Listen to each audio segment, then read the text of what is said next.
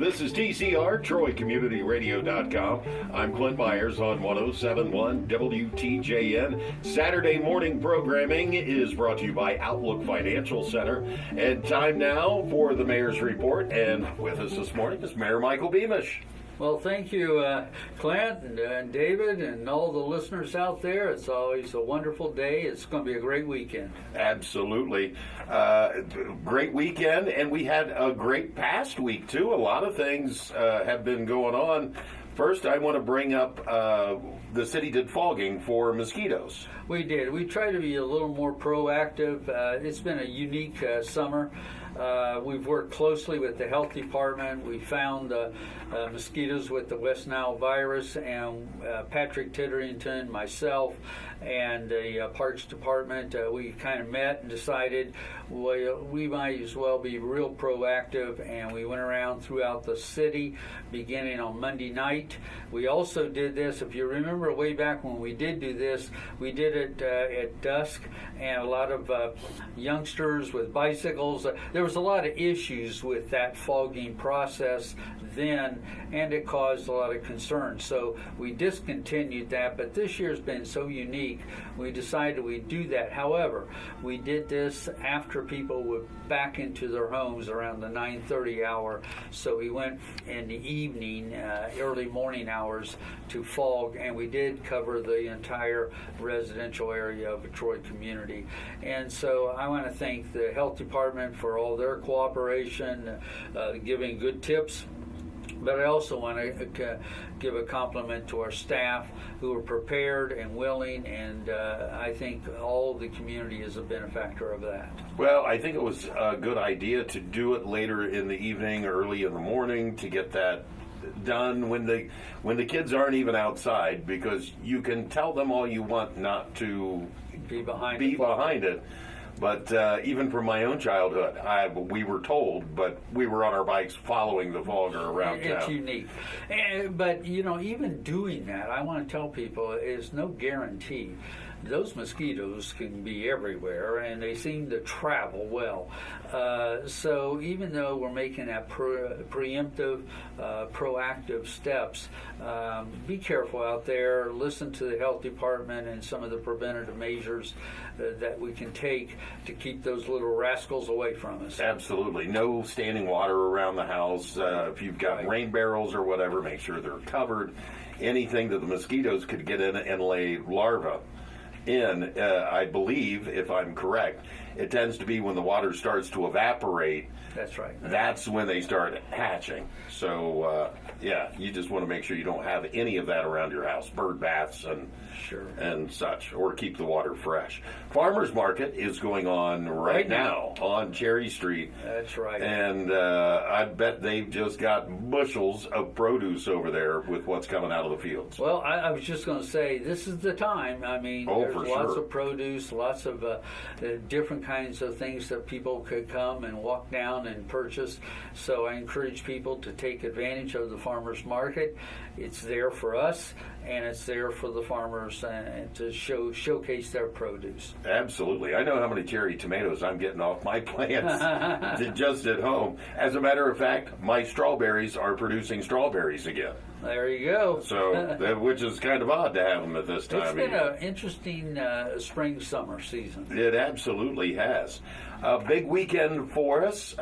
Sure. Sunday is the Festival of Nations, or Saturday. Today, yes, as we speak. That's okay. We have. It's getting confusing. And we changed the theme this year. Usually we pick a featured country. This year, with all the strife and turmoil throughout the world, we said we need to be united. So it's going to be Troy Countries United today with the theme. And we'll do the Parade of Nations, showcasing 18 countries that represent our area communities, show our diversity, show our culture, gives them an opportunity to show their heritage, and also have some pretty good food there. And the entertainment's going to be exceptional this year. In fact, we have a national group, the Lone Raven, coming to Troy, and they will put in on a performance from 5 to 6:30 in the evening hours, right before the close of the Festival of Nation. It goes from 2 to 8, and we'll start with the parade of countries at 2 o'clock on the levee. So it's right out there for everybody to see.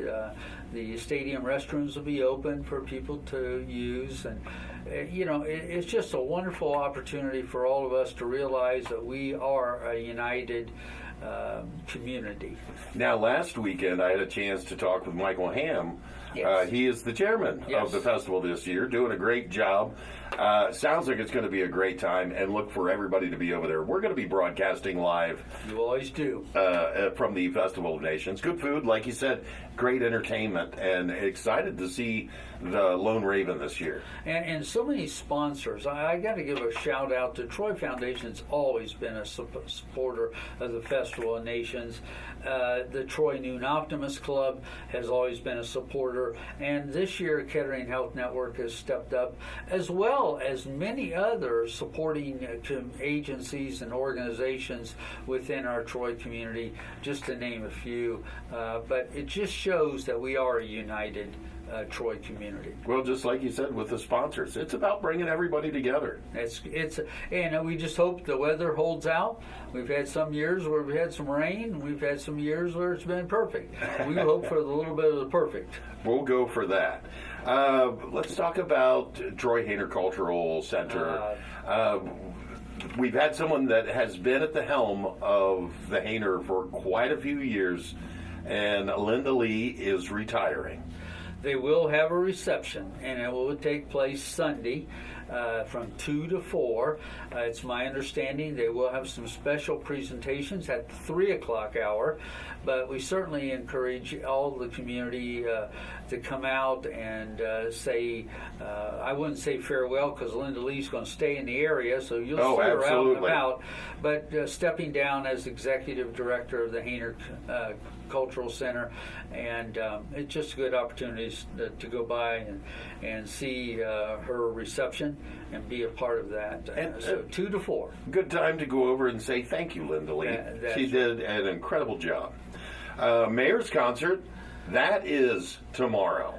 That's tomorrow. That'll be Sunday, along with Linda Lee's. Now we'll make sure everybody understands Saturday's Festival of Nations and Farmers Market. Sunday will be Linda Lee's reception as well as the mayor's concert.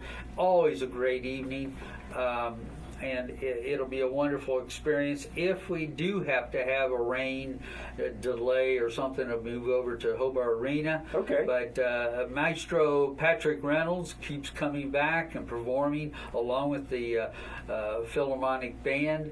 And the Dayton Chorus is also performing. Our own Rachel Bosey will be leading us in the national anthem.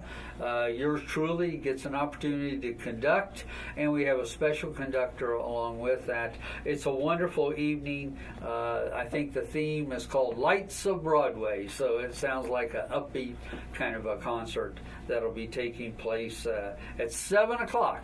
And on Proudly Plaza. Now, the square is shut down for that. Yes, we do. We anticipate a big crowd, so in essence, we will close down the entire square of Troy at Proudly Plaza. And we're really looking forward to that. It's an annual event. I think we've been, I think doing it for well over 25 years, maybe 26 Wonderful years. Concert. I love the acoustics downtown. I always say it, but when you have the symphony or the Philharmonic downtown and the traffic is away, it's beautiful sound. It is, absolutely. And I want to thank the Mayor's Concert Committee. They work hard to make this thing come about, and they've done it for years, and I thank them for their efforts. Okay. Now, council is coming on Monday. Yes. Monday at 7 o'clock, Troy City Hall, and there will be issues to discuss by our Troy City Council. So if people are interested, they can do that, or they can watch it live stream. All right, TroyOhio.gov. Yes. And there's a place right on the homepage you can click, and you're right inside watching the meeting. Now, you've got one more thing to add this morning. I do. We were talking before the show. And I do, because I want to introduce to everybody, and obviously he's moving into our community, but our new president of the Troy Hospital, under the auspice of Kettering Health Network, is Eric Lundy. Eric is coming from Kentucky to our site. He will be the new president. He has been announced as the president. I have had a chance to meet him, and I think people who get a chance to get to know him, he's a very Christian person, spiritual person, meets all the philosophy of the Kettering Health Network, and I think you'll find him to be a good fit for our Troy community. Excellent. They are coming along fast over on the hospital. While we're on topic of that, it looks wonderful. Well, they want to be opening the doors in 19, so they have a timeline to work with. But boys, it just seems to grow. It does. I had a chance to kind of peek in there. Parking lots. They've got some parking lots in. I mean, they are working on the inside, the outside, and everything in between. Yeah, it's going to be good for the whole region. I certainly appreciate Premier Health Network in our area. Just gives a little competition, which is good. But healthcare in Miami County is rich. It's going to be rich. All right. We look forward to the opening. Thank you so much, Mayor. Thank you. Thank you. This has been the Mayor's Report with Mayor Michael Beamish. I'm Clint Myers on 107.1 WTJN.